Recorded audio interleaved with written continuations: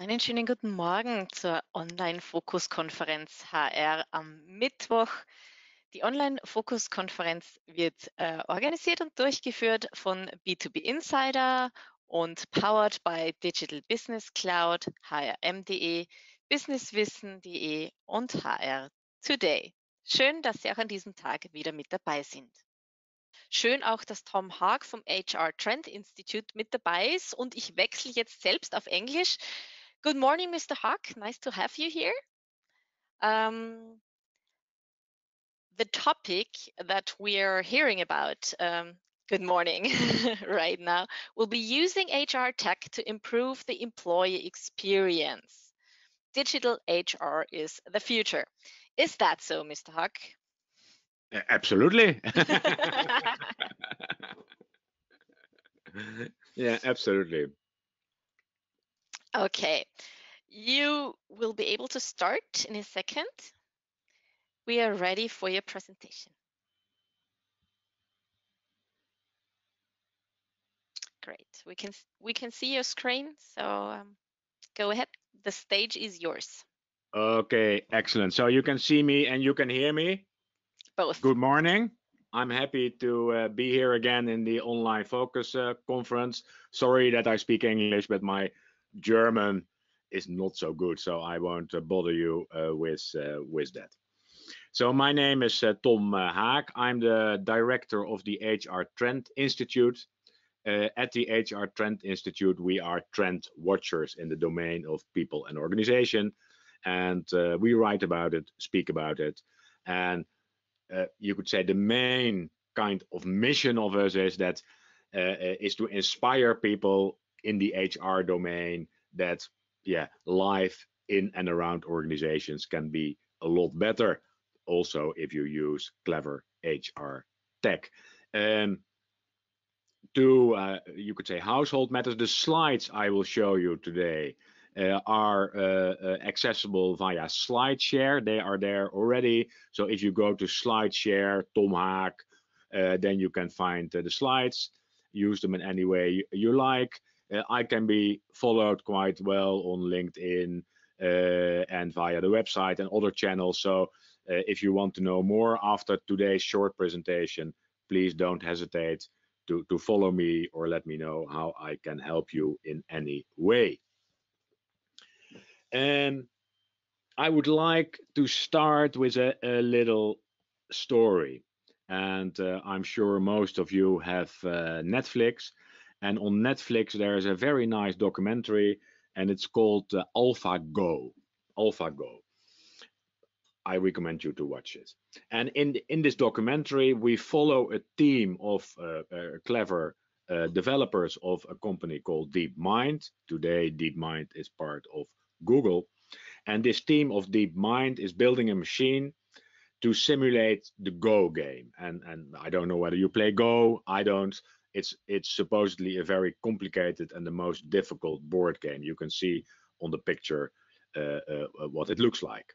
So they build the machine, and they say, well, of course we want to test it. And they say, we invite the best Go player of the world, and his name is Lee Sedol. He's a Korean player. They invite Lee for, I think, $50,000 to play a match of 5 games against the machine, AlphaGo. And there's 2 interesting moments in this documentary. At the beginning, Lee is interviewed, and you see Lee on the picture here. So Lee is interviewed, and they ask Lee, hey Lee, what do you think? And basically the message of Lee is, I have pity with the machine. I will crush the machine. There's no way that this computer can beat me. But for $50,000, I'm happy to do it. So then the match starts, and Lee loses the first match. Lee loses the second match. Lee loses the third match. And you see on the picture, you see the face of Lee. He's looking, he doesn't understand it. And why am I losing? He can't imagine that he loses. So even as a watcher of this documentary, you think, oh, I hope he wins the fourth game. And luckily he does. By a brilliant move, Lee wins game 4 and loses 5. Then there's the second interview at the end of the documentary. Lee is interviewed again, and Lee is very generous. And Lee, one, of course, congratulates the machine, the computer, but he also says, I have learned a lot. The machine has shown me new dimensions of Go. And by playing this match, by playing against this clever computer, I've learned to see new dimensions of the Go game. And I think, well, it's very generous. And for me, there is a key message in this documentary. It's not so much about men, women versus the machine, versus the computer, but how can we use technology? How can we use computers to do our work better, and even maybe to detect new dimensions in the way we are doing things? So, and I think especially in the HR domain, the gap between how we, I don't know whether you can see the gap, but it's a wide gap between my hands. The gap between what we could do and how we are performing is rather big. So let's use technology to close that gap. And so in the coming 25 minutes, I will rush you through some of the examples I see with some stories attached to that. And I will use, you could say, the employee journey as the agenda from the start to not a lot of technology, to be honest, around the end. Most of it is focused on the start of the employee journey. So the first chapter is around profiling, sourcing, and selection. And I'll give you one example here that shows nicely what is done today. The virtual job tryout. This is an example of a company called Rituals. If you apply for a job at Rituals, you meet this nice lady, and she says, "Hello, Tom. Do you know Rituals?" So she starts explaining me about Rituals, how fantastic the shop is. She asked me if I'm still interested. If not, then I shut off my computer. If yes, then I can enter a simulation. She asks me, "Hey Tom, there's a customer. Do you want to serve this customer?" So it starts with employer branding, and quickly it goes into, yes, you could say, pre-selection. And pre-selection in exercises that are relevant for the job I'm going to do. And in that way, you could say the funnel of candidates, of useful candidates for Rituals, is becoming a lot smaller very quickly. So they only see candidates basically that are relevant candidates. This is a solution powered by a company called Harvard. I will mention many solutions. I have no interest in any solution, so I'm not selling anything. If I mention brands, it's because I like them. The second example, we're talking about sourcing, selection, is an example of Unilever. I'm sure you know Unilever, of various nice products. My favorite is Ben & Jerry ice cream. Unilever revamped their traineeship selection in 2018. And as many multinationals, they had a traineeship, but the traineeship, the group of trainees, tended to be very homogeneous, not a lot of diversity in the pool of trainees. And on this photograph, you see a potential pool of those candidates. So they totally redesigned, using clever technology, their selection process. Now, if you apply for a traineeship at Unilever, one, you get on your iPhone a little test, a test provided by a company called Pymetrics, 12 gamified games that compare you, in a sense, to the group of top performing Unilever people they want you to fit in. So they have first calibrated the test in Unilever, doing the test with high performing people and a comparable group of, you could say, average performing people. And you do the gamified tests and they make a match. And they say, well, if there's a good match, you can continue to the next step. One. Second step is a video interview with that's powered by HireVue. And you on your iPhone, you have to answer a couple of questions, normal questions, and HireVue analyzes the content of your answers, but also you could say that the way you answer the questions and your facial expressions. It's very difficult to fake your facial expressions. Your face is a lot faster than you can simulate it. So biometrics test, HireVue, video interview, you can do that 24/7. You can do it in your own time. And as an applicant, you know very quickly, so speed is a vital element here. As an applicant, you know very quickly whether you can go on to the next round. As a consequence of this new process, Unilever has seen that their pool of trainee candidates has become a lot more diverse. It's no longer about the university you came from. It's no longer about your looks. It's no longer about your name. It's mainly about the relevant factors. Of course, there is the danger of new bias if you build your data based on the wrong assumptions. But generally speaking, there's such a big bias in most selection processes that by using clever technology, we can reduce the bias a lot. An example of a company I like, this company is called Human AI, and Human AI is making skill maps, and it's difficult to explain very briefly, but basically, and they are primarily today active in the domain of people who do work behind the computers. So they follow people in the work they do. They follow the people, and then based on what they see, they make assumptions about the skills and the skill level of the people.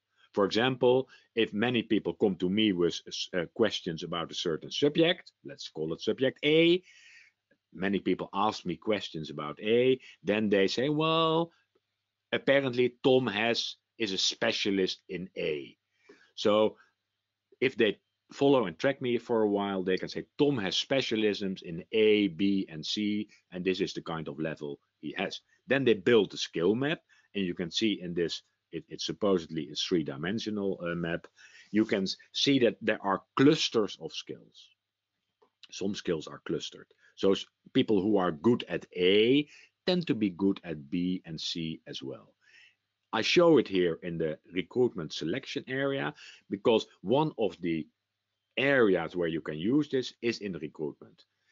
Often, for example, organizations are looking with people with the skills A, but they cannot find them. Then with the help of these kind of maps, you can say, well, maybe we should not only be looking for A, but let's look for B and C as well. So you can widen your search horizon, but because you have found out that people who can do B and C probably can learn A fast as well. You can use this for other purposes as well. I won't explain it today. So there are numerous solutions. This is one solution, hiring solved, where you can use technology to source people. So hiring solved, I explain it very rudimentary, probably not the way they would explain it, but basically you put CVs of people, the type of people you are looking for, you say, this is a CV, this is a CV, this is a CV. Can we find more of these kind of people? You put them in the machine, and the machine is trying to find similar candidates in the market. Talent Wonder, you know, probably Claro. I like Claro. I show it here because Claro works with the J-score, and the J-score is a kind of indication of the chance that people are willing to move. So you can imagine if the J-score is low and the chance that someone is going to move is very low, it doesn't even make sense to approach that candidate. So if you include the J-score one way or another in your sourcing process, you can be a lot more effective and don't waste time on candidates that are not going to move. Technology moves fast, Codility, and there are other solutions here, HackerRank, DevScore, and others. This is interesting because in these type of solutions, they use the actual work of people to make the selection, or they let people perform certain tasks and then use that to select people. Mainly today in the technical domain, developers, and because there it's easy to see what people are doing. So they say, give me code you have programmed, or program code as part of an assignment, and then we are able to quickly analyze how good you are. What is your skill in Python, R, or Java, and at what level are you? But not only how good you are, but also interestingly what your style is. So, for example, you can imagine someone can be very creative but a little bit sloppy, and other people's are very efficient and structured. And then you can make a good match between the requirements of the team and the selected candidates. There's another one, code in game, does similar thing, a little bit more gamified maybe than the other one. Referral programs, using technology to power your referral program. There are numerous solutions for that. I like First Bird because I like the people behind it and I like their logo. But there are other solutions. For example, Simpler. Simpler is a solution that uses technology to access the network of people in your organization. So with this solution, and there are others, you can say to people in your organization, can we have access to your Xing or LinkedIn network? And let's assume the people say yes. Then if there is a vacancy, Simpler looks in the networks of people if there are suitable candidates and then feeds that back. And often people don't know exactly who are in their network and whether they qualify for certain jobs. So these type of tools can help a lot. So sourcing, and you could say the pre-selection, numerous opportunities. And to be honest, this is a domain where there's a lot of investment of HR tech in this domain, because recruitment is important. Recruitment is always a high priority, and everybody can imagine how, at least what it should do. The results can be very clear. Selection, and we know as HR professionals that, we don't select so good, and there's a lot of room to decrease biases in selection. And there are various tools. I already mentioned Pymetrics in the Unilever example, a nice gamified selection. SeedLink uses more analysis of text, so based on the way people answer questions, they are able to build a kind of personality profile and match people to jobs. Very interesting Dutch Chinese company. Talent Games is another one. Many of the tools used are based on used Big Five personality testing. The traditional Big Five personality testing was a questionnaire, 80, 100 questions you had to fill in, took quite some time. Today, there are numerous opportunities to speed up the process. For example, this is a nice solution provided by a company called Copper. There you are presented with a couple of pictures, 2 pictures, and you have to choose which picture and words fit best and describe you best. And it's interesting because this test and other tests as well are adaptive. So if your answering pattern is very clear, they can reduce the length of the questionnaire. That's interesting. And because in some instances, 10 questions is enough.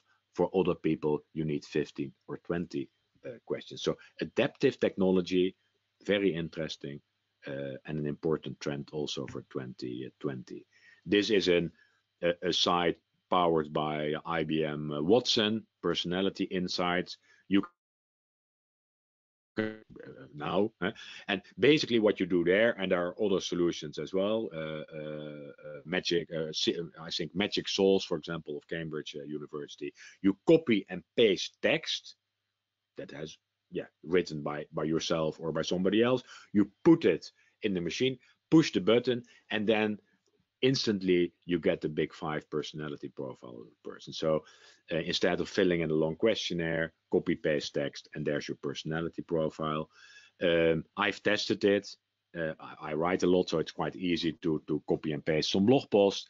And the commonality between the profile I got traditionally with the long questionnaire and the profile in this way, the big 5 personality profile, the commonality was around 95%. So quite impressive. And these tools are used more and more to speed up things. Also in combination with video interviewing. I mentioned HireView.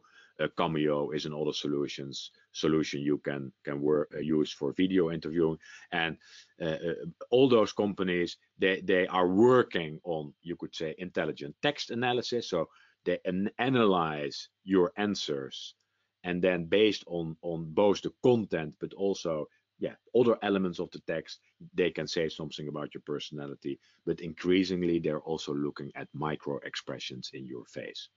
Well, gamification in selection is more mainstream already today. Here you see a game used by some companies, the Wasabi Waiter.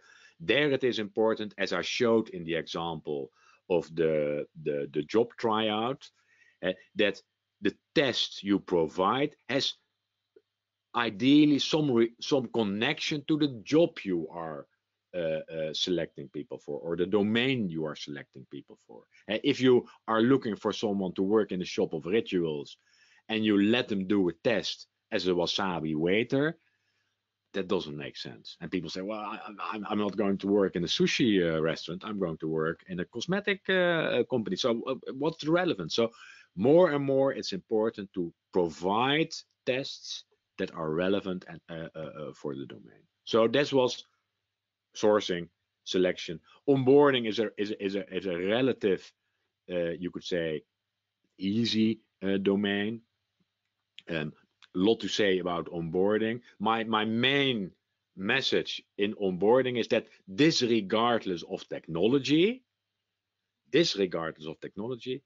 it is becoming more and more important to let go of a too much top-down approach in onboarding. What I see in many organizations in the onboarding area is that organizations are saying, we know what new employees need, and they're going to design programs, technology enabled or not, and pushing information to people. That's the main format of onboarding. You are new, this is what you need. Instead of taking a lot more personalized approach, saying, well, people come in with different background, people come in with different needs. It might be super interesting also to ask people what we can learn from them, instead of asking, assuming or bringing them a lot of information. So there are numerous solutions you can use to enhance your onboarding, and especially to use the period between signing of contract, if you use contracts, and the starting date, because often there's days, weeks, months between that, and that's exactly a period where you can start connecting to people, start interacting with people, start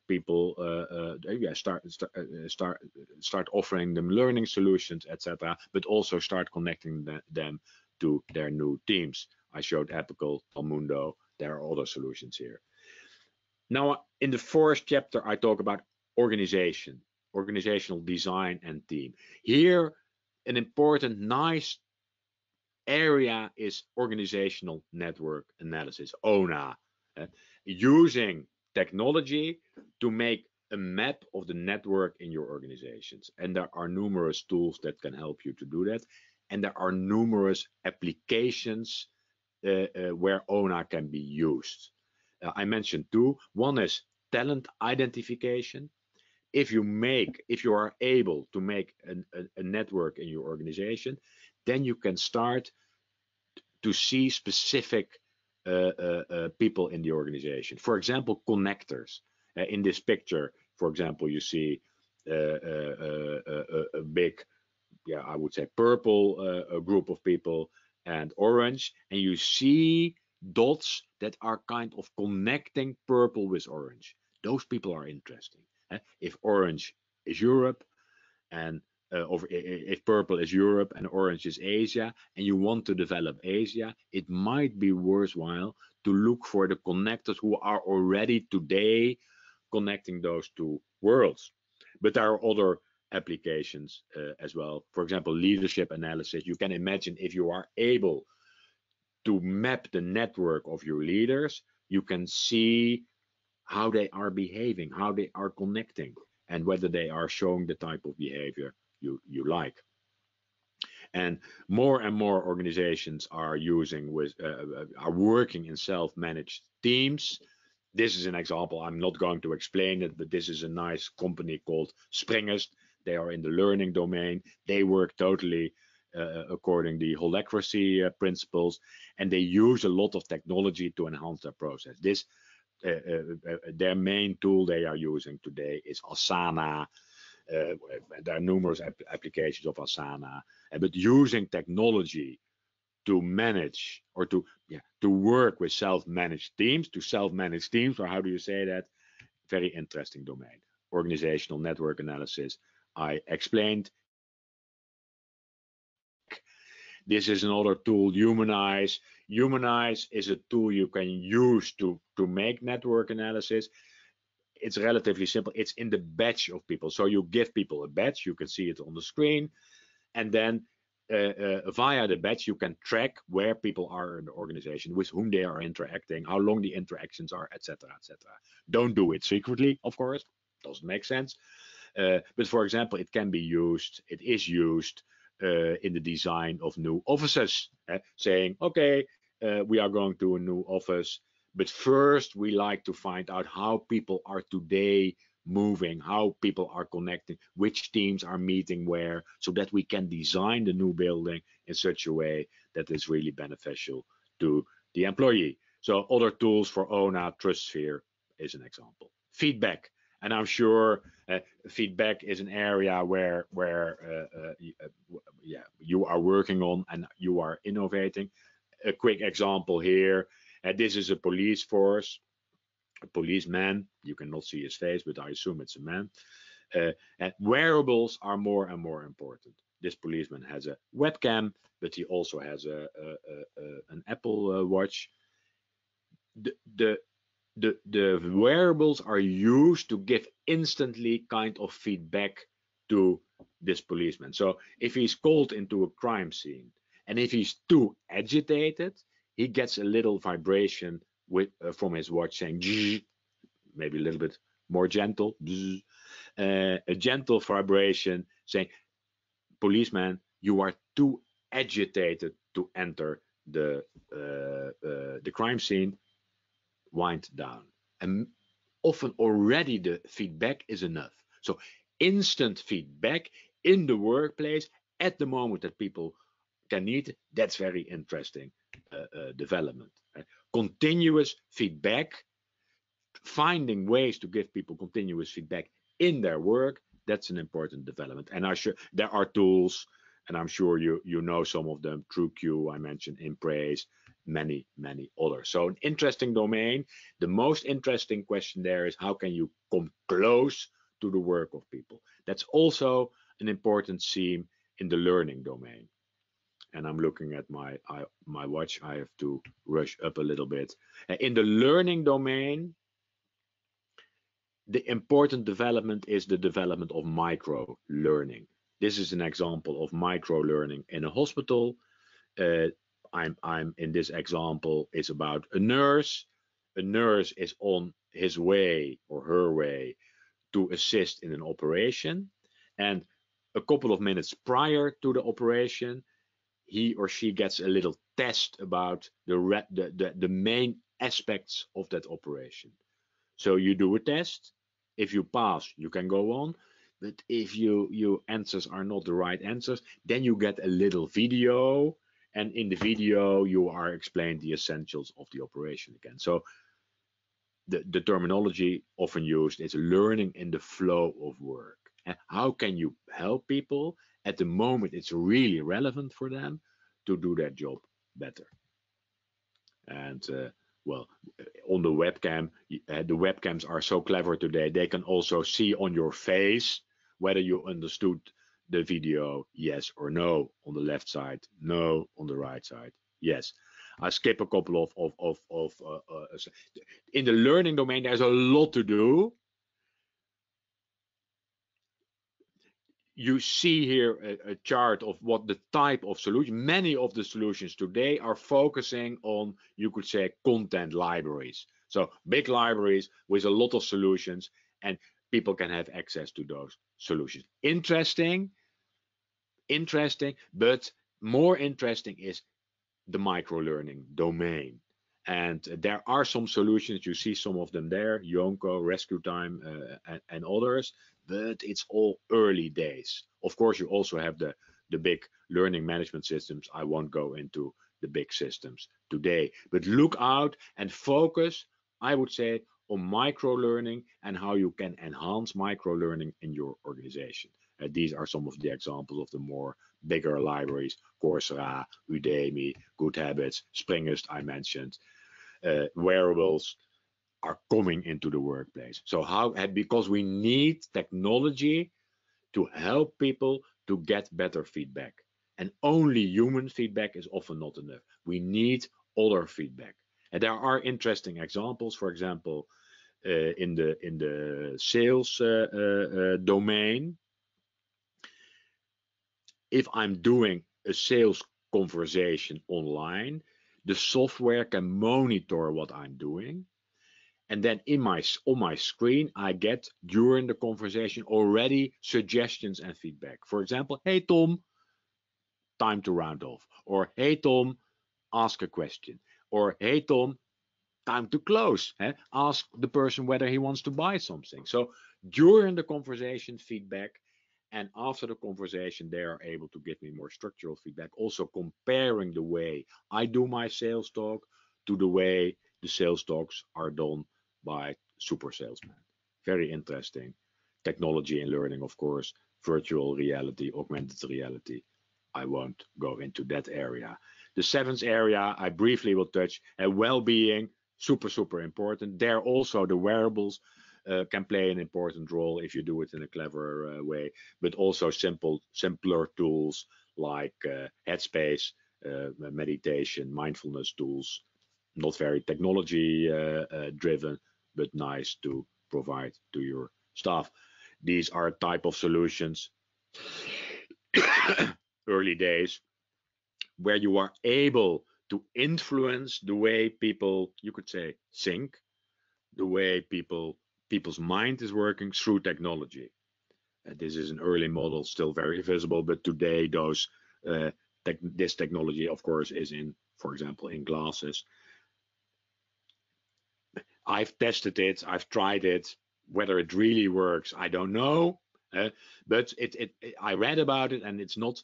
You could, how do you say it? Nonsense. So more and more, there will be ways where we can help people, for example, to learn better, to focus better, etc.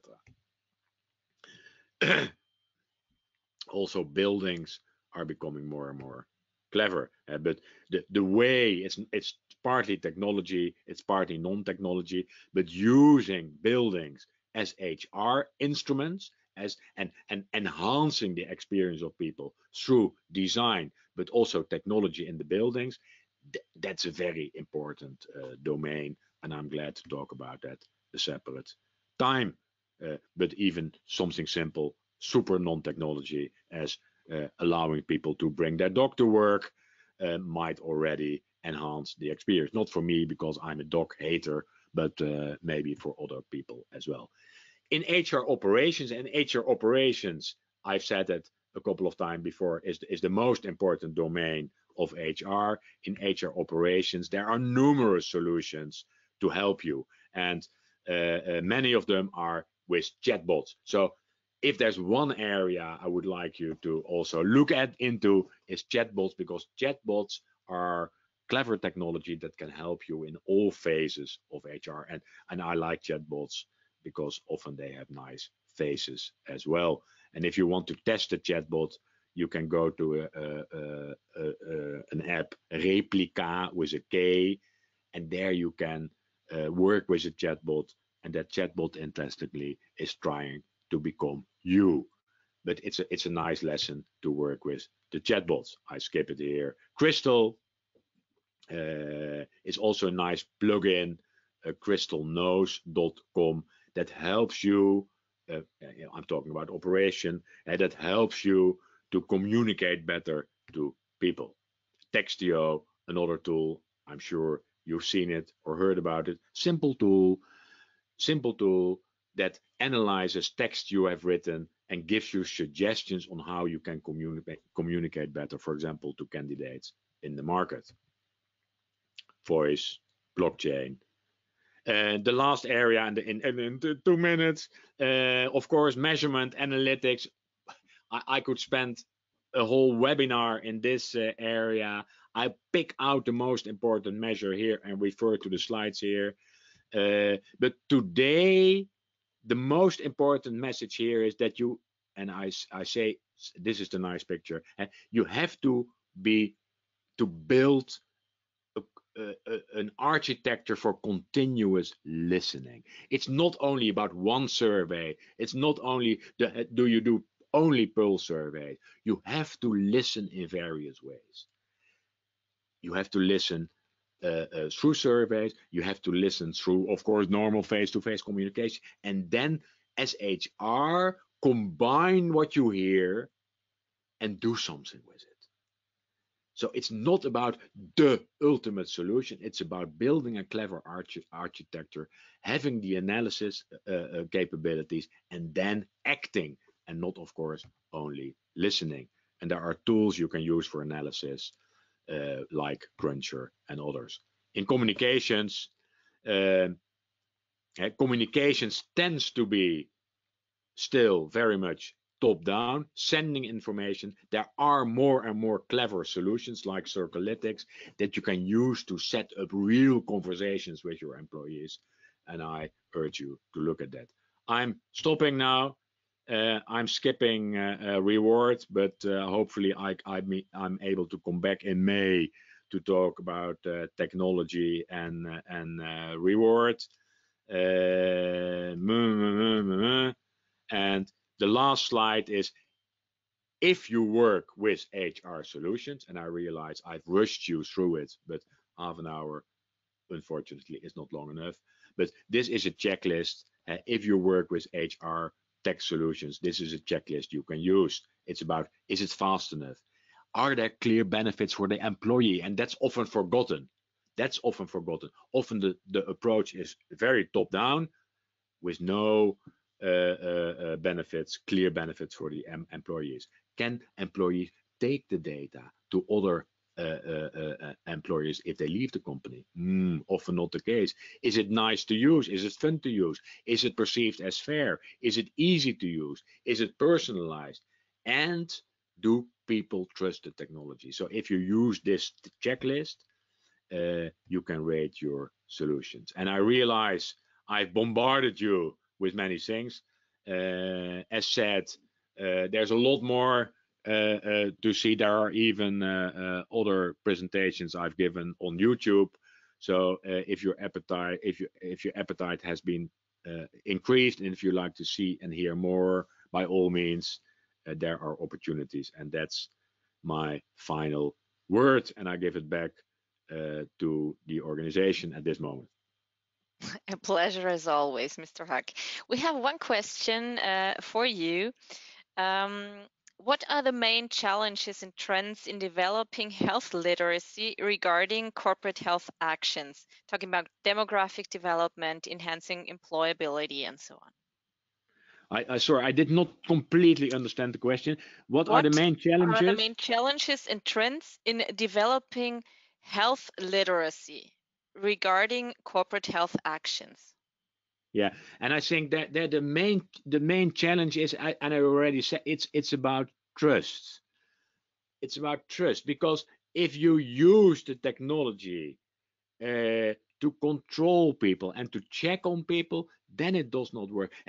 Are you really genuine that you want to help people to feel better, to work better, to be healthier? And often that is an issue.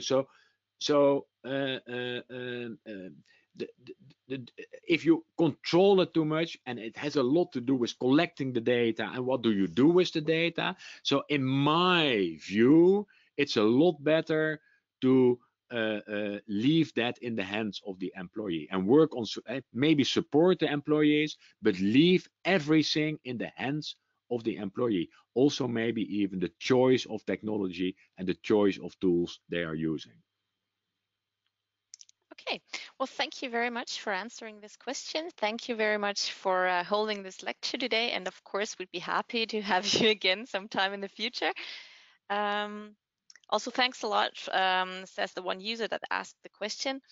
Yeah, have a good day, and thank you for everything. Talk to you next year, maybe. Ich bedanke mich bei allen Referenten des heutigen Tages für ihre interessanten Beiträge.